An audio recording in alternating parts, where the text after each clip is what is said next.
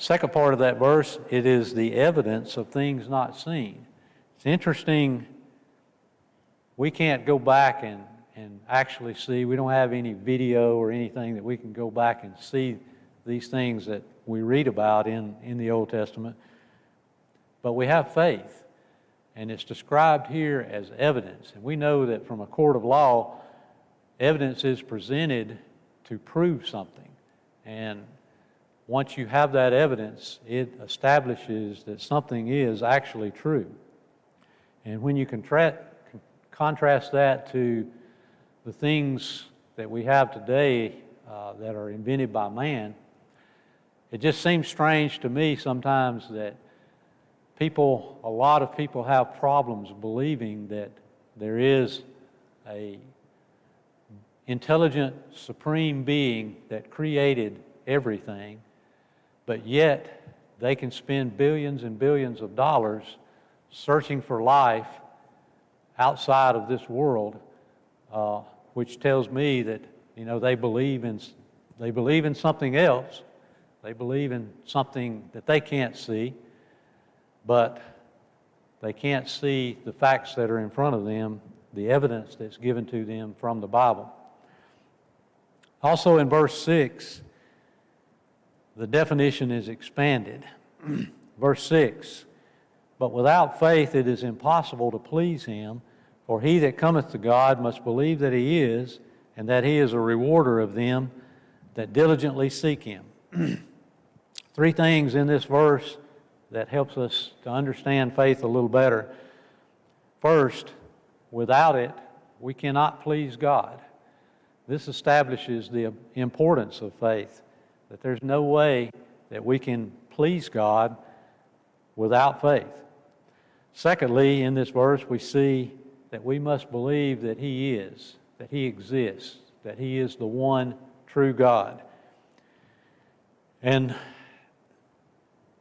there is a word there then that connects this second part here, that he is a rewarder of them that diligently seek him.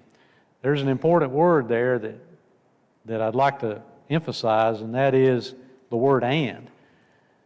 And the reason that word is important is if we look at some other verses that describe this and tell us more about this faith, namely James chapter 2 and verse 19 and Matthew 7 and verse 21, it gives us some insight into the and, how important it is to both believe that he exists and to believe that he is a rewarder for those that diligently seek him. James chapter 2, starting in verse 19, you believe that there is one God. Thou doest well. The devils also believe and tremble. But wilt thou know, O vain man, that faith without works is dead? Was not Abraham our father justified by works when he had offered Isaac his son upon the altar? Seeing thou how faith wrought with his works, and by works was faith made perfect. Verse 19 emphasizes the fact that the devils believe that there is one God. They tremble. That shows that they have an understanding of his power and the fact that he is the God that can both provide salvation and punishment. They understand that. And so the point that's being made by James here is that, it's good to have that belief, but that's not enough. Matthew 7 and verse 21 is kind of hits both sides of that point. Matthew 7 and verse 21, not everyone that saith unto me, Lord, Lord, shall enter into the kingdom of heaven, but he that doeth the will of my Father which is in heaven. Many will say to me in that day, Lord, Lord, have we not prophesied in thy name, and in thy name cast out devils, and in thy name done many wonderful works? And then I will profess unto them, I never knew you. Depart from me, ye that work iniquity. So in this verse, which obviously is depicting Judgment Day, we see that there were people coming before him telling Jesus at this time that look at all the things that we have done. You know, we prophesied, we cast out devils in your name. Many wonderful works we had done. But Jesus says to them, I never knew you. And he says, depart from me. So there's two sides. The and is very important. We believe that God exists, that He is the one true God, but it goes farther than that. It should require action, obedience. And that is a common characteristic that if you look through this chapter and you start reading about each one of the Bible characters that are mentioned here, you see that there's action. You see that Abel offered, Noah built, Abram went. All of these were seeking to do what God had told them to do. They followed His instructions. They obeyed Him. And I think that it implies or maybe defines what seeking means to a better extent. Seeking is more than just looking and finding. It's once you've found God, it is the trust and the willingness to obey what He has instructed us to do. Second point I'd like for us to look at in this chapter is that you can see God's plan unfolding throughout this chapter. Look at verse 3.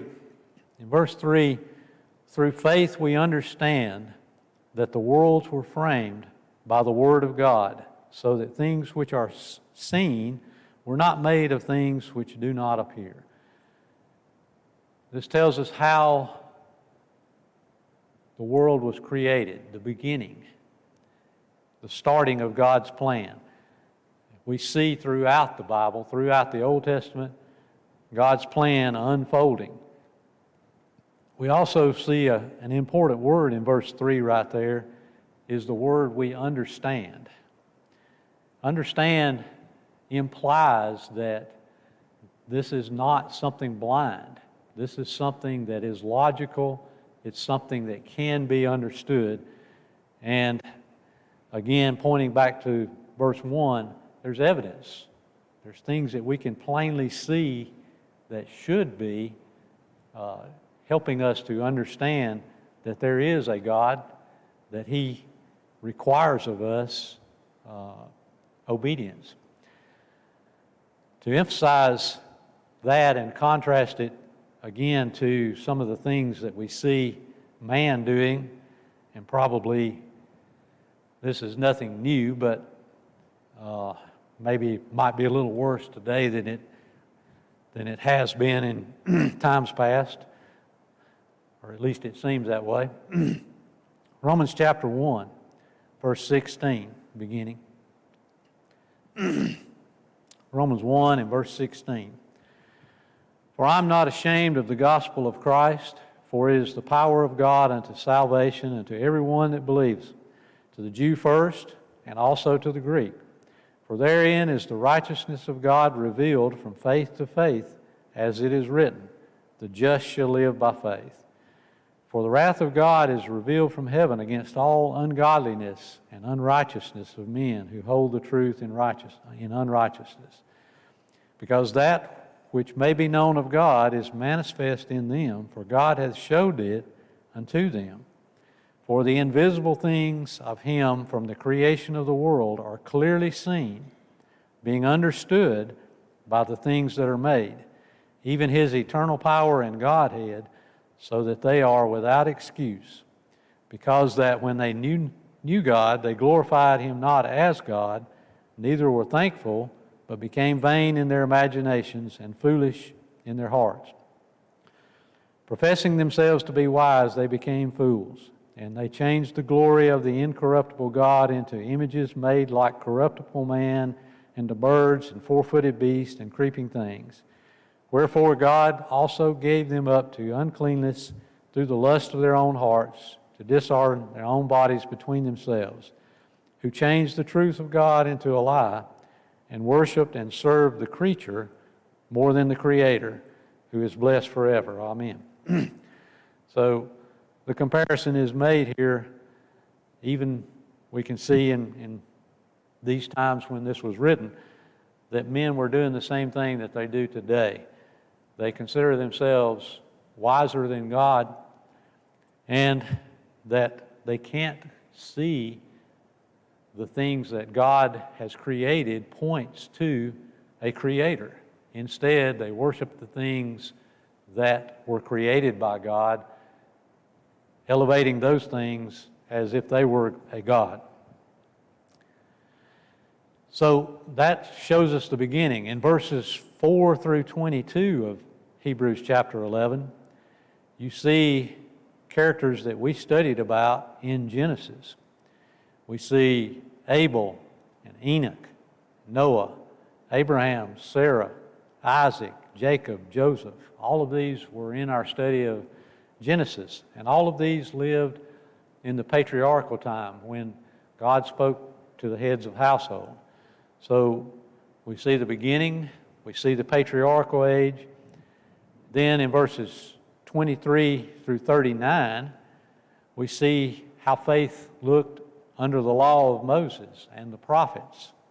There are several examples given there of the things that they suffered, the actions that they took that showed their faith.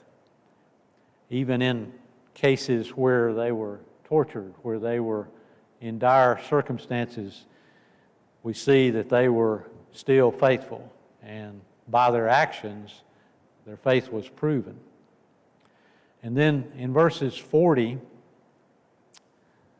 of chapter 11 through chapter 12 and verse 2, I'd like to read those. God having provided some better thing for us, that they without us should not be made perfect. Wherefore, seeing we also are compassed about with so great a cloud of witnesses, let us lay aside every weight and the sin which doth so easily beset us, and let us run with patience the race that is before us, looking unto Jesus, the author and finisher of our faith, who for the joy that was set before him endured the cross, despising the shame, and it's set down at the right hand of the throne of God. So we see the beginning, we see the patriarchal age, we see the Mosaical law, and then here we see how faith is perfect, how faith is perfected in Jesus when he came and fulfilled all the prophecies, all the things that the ones that lived in the under all the old law, the Old Testament, they had faith that it was to come, but they never actually got to see it. Also, I'd like to look at verse 13. I found this to be interesting in verse 13. This really illustrates a good point for us.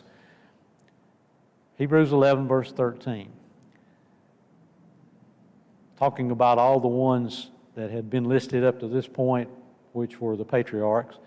These all died in faith, not having received the promises, but having seen them afar off, and were persuaded of them, and embraced them, and confessed that they were strangers and pilgrims on the earth. Strangers and pilgrims. That's how they viewed themselves, that they were passing through this life, that it was not their permanent home. And because of that, they were able to see that there were better things ahead. And that's why in verse 2, we see that the elders obtained a good report. That's why they're in this list, is because they had that faith, that they, even though they didn't receive the promise, they could see it through faith afar off. We should have that same view. I thought it interesting that this same language is in 1 Peter chapter 2. 1 Peter chapter 2, verse 11. Dearly beloved, I beseech you as strangers and pilgrims, abstain from fleshly lusts that war against the soul, having your conversation honest among the Gentiles, that whereas they may speak against you as evildoers, they may, by your good works, which they shall behold, glorify God in the day of visitation. Again, that same terminology is used. Strangers and pilgrims. We're passing through this life. This is not the final destination. This is the journey. And very interesting to see that how the heroes of faith, the Hall of Fame of the Faithful, the ones that we read about in chapter 11, they had that same view on life, that they were passing through this life. Our third and final point that I want to discuss in Hebrews chapter 11 brings us back to the question that I asked at the beginning, and I'm going to talk about success. So, as an introduction to the word success, what is the definition? Well, if you look it up in the dictionary, Webster's dictionary says it's a favorable or a desired outcome. If you look online and get a more progressive, I guess you'd say, view of the definition, it kind of broadens it out even more. Achieving a goal, wealth, power, prestige. That's the definition that you would get, that would be given to you. And quite sure that if you ask that question that we asked at the beginning of class to most anyone on the street, you would probably get an array of answers, but more than likely the people that would be listed in that list that they would give to you would be presidents or people, business people that have lots and lots of money, those that maybe have done great things in society to help people. I mean, there would be a lot of people that probably would go on that list, but I doubt that very many of them would have come out of the list that we just named, and that's the point that we're making. The Bible gives us the definition of true success, and Hebrews chapter 11 helps us to understand what true success actually is. So, quickly, I'd like to go through a couple of these characters and examine what is said about them to try to understand why they were in this list and why God considered them to be successful. Again, verse 2 says that the elders, talking about the ones in this list, obtained a good report from God. Verse 7 talks about Noah. By faith, Noah, being warned of God of things not seen as yet, moved with fear, prepared an ark to the saving of his house, by the which he condemned the world and became heir of the righteousness which is by faith.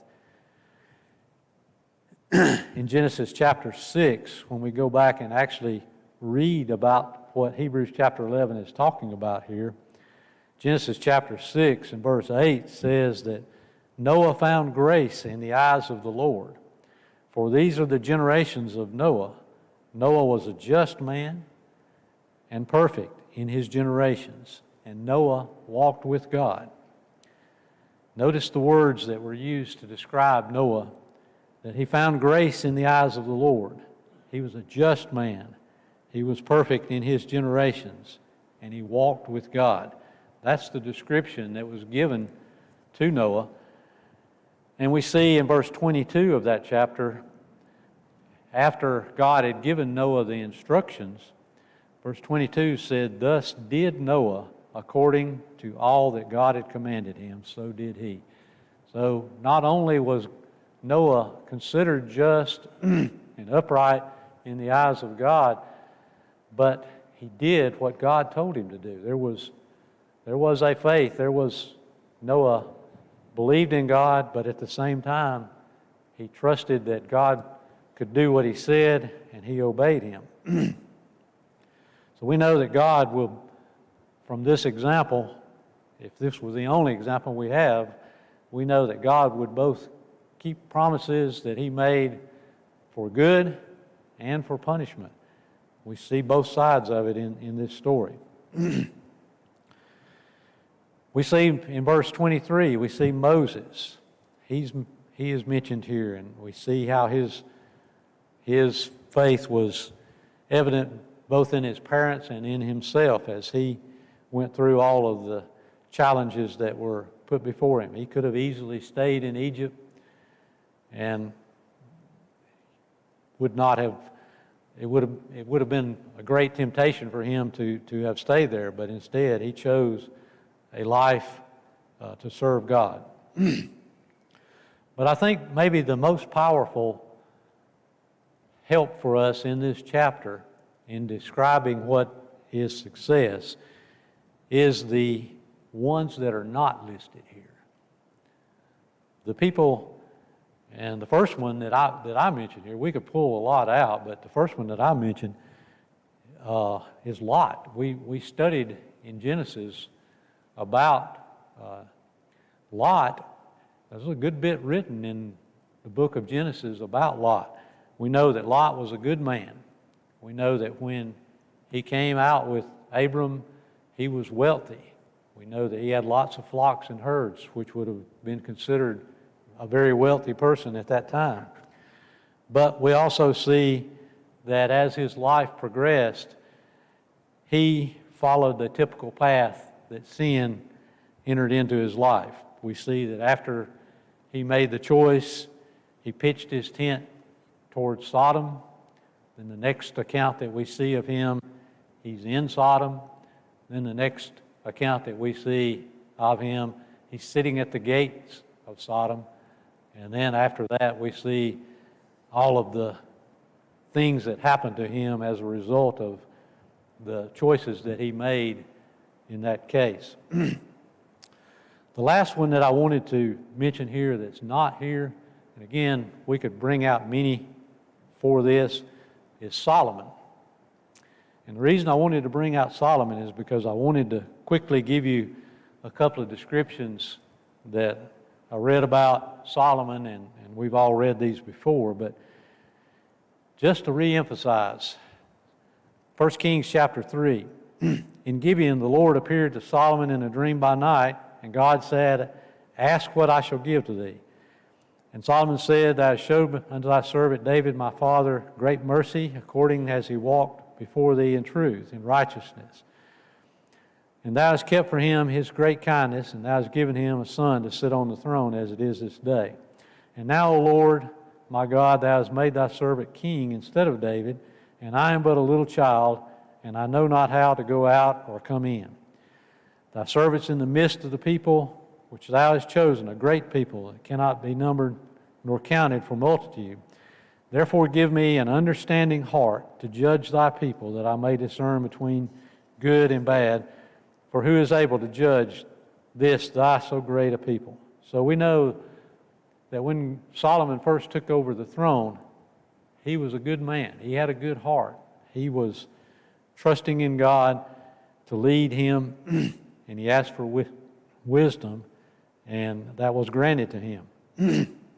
Later on, 1 Kings chapter 4, we see that King Solomon's provisions for one day, this is one day for King Solomon's provisions for his household here.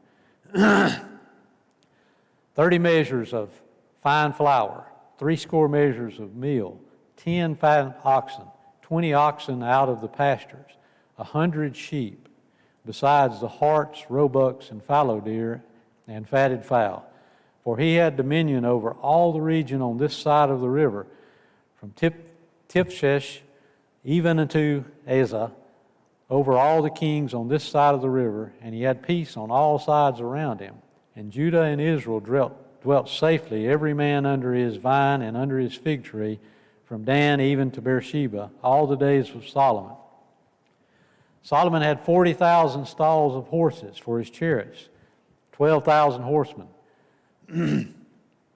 barley and straw for the horses. Solomon gave God gave Solomon wisdom and understanding exceeding much and largeness of heart, even as the sand that is on the seashore. And Solomon's wisdom excelled the wisdom of all the children of the east country and all the wisdom of Egypt. We see that he was extremely wealthy, and I wanted in 1 Kings chapter 10. Now the weight of gold that came to Solomon in 1 year was 606 talents of gold.